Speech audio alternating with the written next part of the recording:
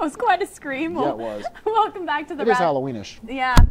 We have two teams in District 3-5A that could clinch a playoff berth this evening with a W. That would be 4-0 Dumas and the 4-0 Amarillo High Sandies. And Sandies would definitely test it tonight, taking on the Randall Raiders, who have sole possession of third. And running back Deshaun Barrow has had 4 consecutive 100-yard rushing games. He'd have a tough task with that tonight because the top 3 teams we just mentioned, Dumas, Amarillo High, Randall, some of the best defenses in the area. So I don't know if he can be able to pull off the 100 there against the Sandies. Yeah, and last night, Paladuro was in action against Hereford, and they're looking to solidify a 4th and final playoff spot as well. Let's take you out to Dick Bivens for those Thursday night highlights.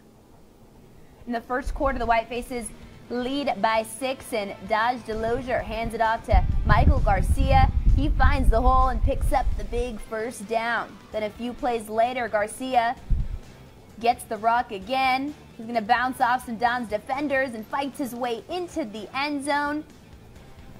For the second score of the game, they would go for 2, but not succeed. 12-0 Herd. Now under 2 to go in the first quarter, DeLozier launches it downfield, but it's picked off by Trinary Haskins. He cuts back and crosses the whole other side of the field until he's taken out of bounds on the 29-yard line. It'd appear to be a huge momentum shift there and a gain for the Dons, but 2 penalties called on the play, targeting and unsportsmanlike contact. Now in the second half, Dondre DeGrade is intercepted by Matthew Herrera, and that would prove to be very costly for the Dons, leading to this. DeLozier going to score on a 1-yard TD. The PAT would be good as the Herd goes push up. From the offensive line. Goes up 19-0, and Hereford gets the win 26-7. That last night would tie them for 4th in the standings. Yeah, then PD still untied there, so we're going to see if anyone else can jump into those standings. One of those top teams in the district, though, we have Dumas.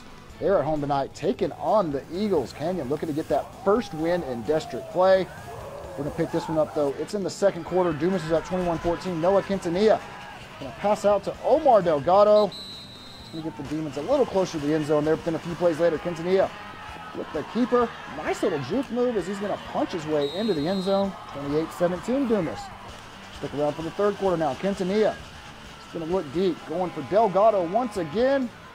Nice catch on the sidelines there. Later in the drive, Quintanilla going to go out to Paul Hernandez. And that is a touchdown. Dumas gets the big win in this one, 49-21. They clinch a playoff berth. All right, Amarillo High taking on Randall. They're looking for a playoff worth with the win as well. Second quarter, it's already 3-0 Amarillo High. Nathan Betts on the play action, going deep for Jeb Jenkins. Catches it in stride. Yeah, what a great puts catch. the Sandies in the red zone. A few plays later, it's 4th and goal. Betts going to keep it on the read option, take it in, makes it 9-0 after a missed extra point. Late in the second quarter now, Landon Nix scrambling out, trying to make a play. He's going to throw it up. Ryan Westlake, nice way to move in front of the receiver, picks it off, which is going to lead to this, the last play of the half. Sandy's attempting the long field goal. Comes up just a little short, but Caleb Reynolds fields it in the back of the end zone. We'll try to return it. Get a nice little return out of this, actually, up to about midfield. They're going to get brought down by the Sandies. They would take a 9-0 lead in the half. Look at this defensive battle here. They win it 12-7. Cold night out at Kimbrough. All right, we know somebody that was on the call out there. Lee Passmore out there for Amarillo Globe News with the game tonight. We have Lee standing by on the line. And Lee, a defensive battle, a cold night, 2 of the best defenses in the district. Tell us what you saw out there. Well, if you like defensive football, you really like this game. It's sort of purest running game smash nose approach, which kind of goes back to the leather helmet there. It almost seems no surprise to consider the 2 coaches involved and the 2 schools involved. It was a very competitive contest, not a lot of fireworks really, but it came down to the last drive and the last play of the game, and that was the Sandies came out on top and they clinched the playoff berth. Talk to us a little bit about Jay-Shawn Barrow. He's had such a big game for the Raiders the last few weeks, but how did he look out there tonight? I had him just under 100 yards, and 38 of those came on the last drive. He took the ball and he found a seam inside, and he took it down to the Amarillo High 12-yard line.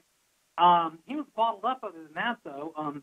But Randall, he did a touchdown in that game to win it, and with 30 seconds left, it came down to a 4th and 11 at the 13, and Landon Nix just overthrew Rhodey Fisher, who was open in the end zone, or else, the Raiders could have come out with a win with this. But it was It was a really good competitive ball game. If you like defense from a pure standpoint, it was a tremendous game to watch.